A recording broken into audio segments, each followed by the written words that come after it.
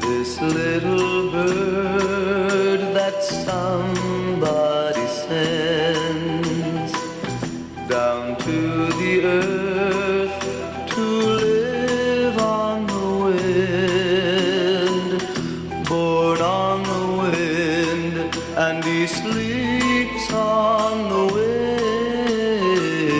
This little bird that somebody sends, he's light and fragile and feathered sky blue, so thin and graceful the sun shines through.